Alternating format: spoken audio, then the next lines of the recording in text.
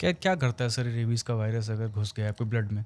So sir rabies के virus का incubation period होता है, मतलब इंक्यूबेशन पीरियड को बोलते हैं कि जब तक वो अपने सिम्टम नहीं दिखाता। हुँ, वो 2 से 3 हफ्ते से लेके कई महीनों तक और कई बार कई सालों तक भी हो सकता है। अच्छा। पहले 2-3 हफ्ते में आपको कुछ नहीं होगा, बट एक बार आपके वो घुस गया बॉडी में, जाके आपकी वो नसों में घुस जाता है, नसों से आपके ब्रेन में पहुँच जाता है।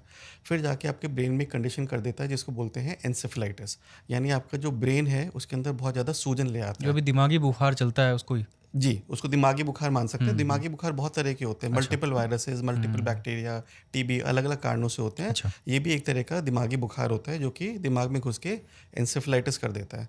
एन्सेफेलाइटिस होने के बाद रेबीज़ के जो टिपिकल लक्षण होते हैं वो है हाइड्रोफोबिया, कि इंसान को पानी दिखते ही घबराहट होती है, वो बहुत ज़्यादा थरथराने लगते हैं हुँ, और बिल्कुल वो पानी का सोच के भी उनके गले में स्पैज़म आ जाता है।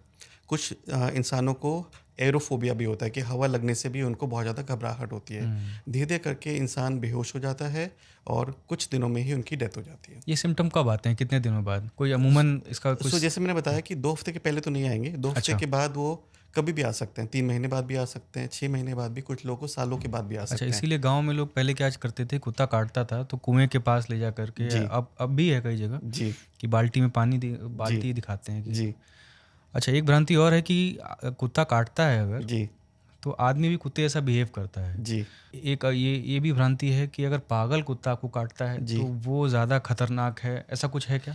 सो देखिए, अगर पागल कुत्ते की बात करते हैं तो सर यानी हुँ, रेबिड डॉग होगा कि उसके मुंह से झाग आ रहे होंगे, मतलब कुत्ता नॉर्मल बिहेव नहीं करेगा, आपको देखते ही आप पे झपटेगा। तो डेफिनेटली अगर पागल कुत्ता बोल रहे हैं तो पॉसिबिलिटी है कि वो रेबिड डॉग है, उसको ऑलरेडी रेबीज़ वायरस है। तो अच्छा। अगर वो काटेगा तो आपको डेफिनेटली रेबीज़ होने के हुँ, चांसेस बहुत ज़्यादा बढ़ जाएंगे। अगर हम वो आपने बताया कुएं में पानी देखने की जो चीज़ है, वो आपको जिस दिन काटा आप उस दिन देखोगे हुँ, तो उस दिन कुछ नहीं वो पता लगा। नहीं होगा।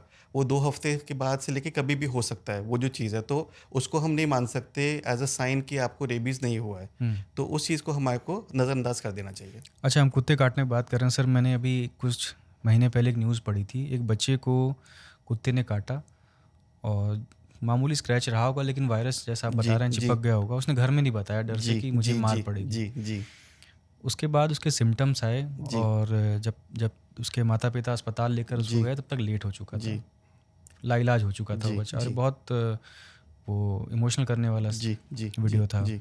बच्चों का क्या होता है, बच्चे घबरा जाते हैं कि मम्मी-पापा को बताएँगे कि कुत्ते से खेल रहा था, डाँट पड़ेगी, पिटाई होगी, तो बताना भूल जाते हैं। और बच्चों में दूसरी चीज़ भी क्या होती है कि क्योंकि उनकी हाइट कम होती है, तो अगर कुत्ता काटता है तो कई बार मुँह पे, गर्दन पे काट लेता है।